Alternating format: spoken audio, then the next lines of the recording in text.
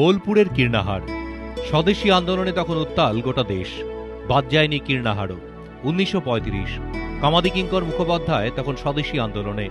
সেই সময়ই 11ই ডিসেম্বর জন্ম নিল তার দ্বিতীয় সন্তান প্রণব মুখোপাধ্যায় কীর্ণাহারের মিরিটি গ্রামে। রাজলক্ষ্মী ও কামাদি কিঙ্কর মুখোপাধ্যায়ের 6 ছেলেমেয়ের বড় সংসারে প্রণব ছিলেন একটু অন্যরকম, সাহসী, দৃঢ়চেতা, মেধাবী। প্রথমে অধ্যাপনা, তারপর রাজনীতি। দীর্ঘ কয়েক দশক ধরে ভারতীয় রাজনীতির প্রাণকেন্দ্রে, স্বমহিমায়। দুবার প্রধানমন্ত্রিত্বের হাতছানি, এবার রাষ্ট্রপতির প্রাসাদ। গোটা বীরভূম গর্ব করে রাজনীতির চাণক্য প্রণব মুখোপাধ্যায়কে নিয়ে, যার মেধাকে কুর্নিশ করেছে গোটা দেশ। স্বভাবতই প্রণববাবুকে নিয়ে শুধু তার পরিবারই নয়, গোটা জেলাই এখন নতুন স্বপ্নে বিভোর। খুবই ভালো লাগছে। উনি হলে তো একজন বাঙালি হিসেবে প্রথম রাষ্ট্রপতি, এটা তো একটা গর্বের বিষয় থেকেই যাচ্ছে। তারপর উনি আমার পরিচয় আমার দাদু হন, এটা ভেবে আরো বেশি ভালো লাগবে। মায়ের যেমন মনে হয় যে আমার সন্তান এই হলে আমি ধন্য হব, ও আমার সন্তানের মতো, আমারও ঠিক সেইটাই মনে হয় যে আমার ভাই যদি হয় আমি খুশি হব, এবং সেই খুশি, সেই আনন্দ আমি কাউকে বলে বা পরিমাপ করে বোঝাতে পারবো না। অবশ্যই প্রণববাবুকে রাষ্ট্রপতি হিসেবে দেখতে চাই। ভারতবর্ষের ইতিহাসে আমাদের বীরভূমের নামটা খোদাই করে লেখা থাকবে।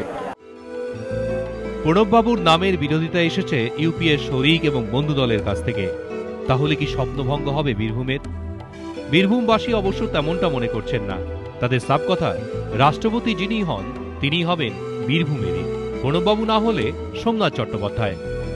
1984 সালে যাদবপুর কেন্দ্রে মমতার কাছে লোকসভা ভোটে হেরে যাওয়ার পর 1985-তে রাজনৈতিক মঞ্চে পুনরুত্থানের জন্য সোমনাথবাবু বেছে নিয়েছিলেন বীরভূমের বোলপুরকেই।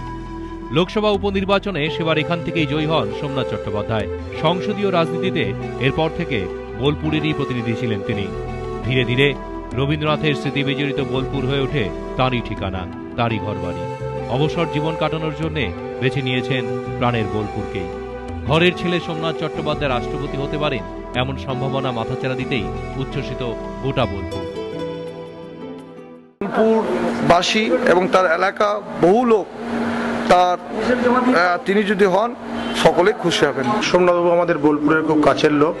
প্রণববাবু যদি রাষ্ট্রপতি হন তাতে আমার কোনো অসুবিধা নেই, তবে সোমনাথবাবুকে আমরা কাছে পেলে আমরা বোলপুরের বাসী হিসেবে গর্ব অনুভব করব। বোলপুরের উচ্ছ্বাসটা সীমাহীন, সীমাহীন ইচ্ছ্বাস গোটা বীরভূম জেলা জুড়েই।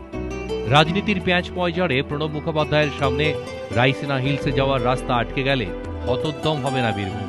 হাতে থাকবে তাদেরই দ্বিতীয় প্রার্থী সোমনাথ চট্টোপাধ্যায়। বীরভূমবাসীর দৃঢ় ধারণা, প্রণব হোক কিংবা সোমনাথ, রাইসিনা হিলসের দরজা খুলবে এই দুজনের মধ্যে একজনের জন্যেই, শেষ অর্থে বীরভূমের জন্যে। এবিপি আনন্দ।